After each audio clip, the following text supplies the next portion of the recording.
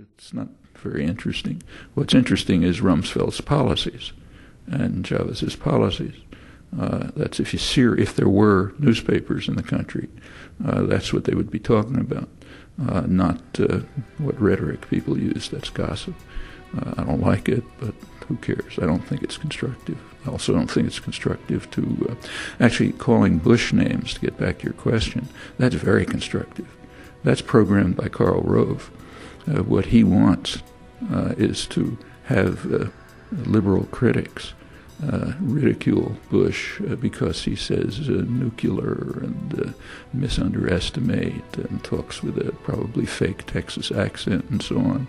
In fact, my suspicion is he's probably trained to make grammatical errors so that then he didn't talk like that at Yale, because then he'll be ridiculed by liberals, and then you can come back with the big propaganda apparatus saying, see, those elite liberals who run the world and are sitting drinking French wine and eating quiche don't understand us ordinary guys, regular guys like the guy working on the assembly line and George Bush, who's going back to his ranch to cut brush and so on and so forth. I mean, that's all part of the imagery.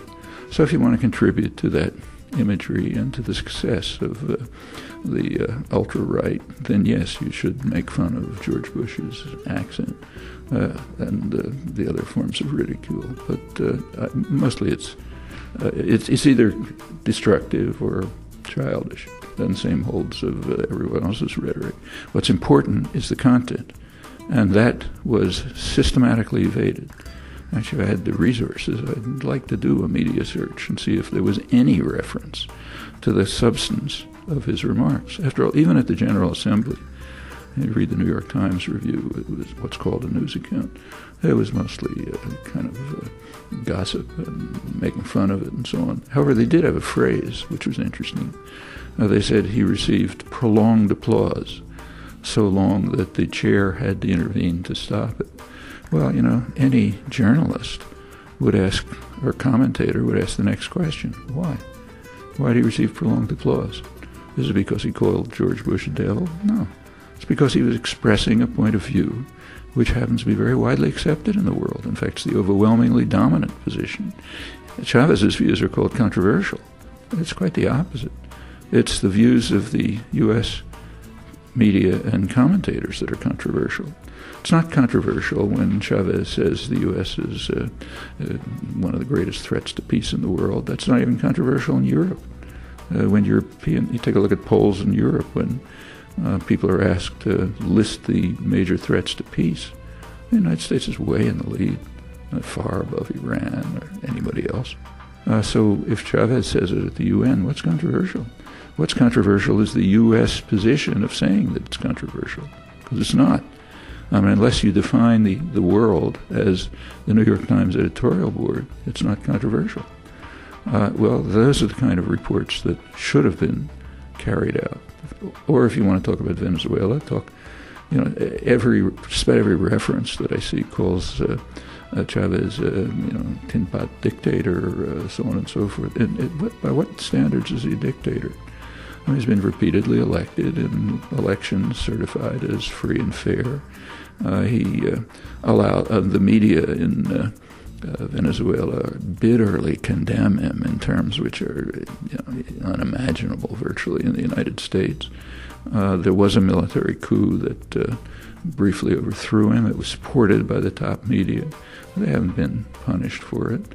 Supported, of course, by the Bush administration. He's had a series of referendums, all of which he's won handily, without any coercion that anyone knows about, or certainly not by international standards. But the most important question is, what do Venezuelans think about him? I mean, after all, that's the question you ask about a political leader. Well, we know. In the years that he's been in office, support for the elected government has steadily risen. It is now the highest in Latin America. Well, that's of some interest. The next question is to ask what the reasons are. I mean, is it because he calls Bush a devil? No, it's because there are social programs that are helping the great majority of the population. Should be a very rich country, Venezuela, plenty of resources. It has a small, very small, super rich, elite, highly privileged sectors, and a huge mass of extremely impoverished people who apparently believe, you can argue about whether they're right or not, but they seem to believe that this is the first government that's ever cared for them. Is that undemocratic? In fact, what's called undemocratic here is extremely interesting. So, for example, when Morales in Bolivia made moves towards nationalization of Libya's resources, he was condemned as authoritarian, dictatorial, attacking democracy. Did it matter that he was supported by about 95% of the population? Is that what dictatorial means? We have a particular concept of democratic, which means do what we say, then you're democratic. You do what the population wants, you're not democratic. Doesn't every newspaper you read, every journal commentary, every scholarly article talks about Bush's commitment to bring democracy and freedom to the world. I was just listening to the BBC this morning driving in. They're talking about, well, some of his actions don't seem to conform to his commitment to bring democracy to the world. What's the evidence for the commitment?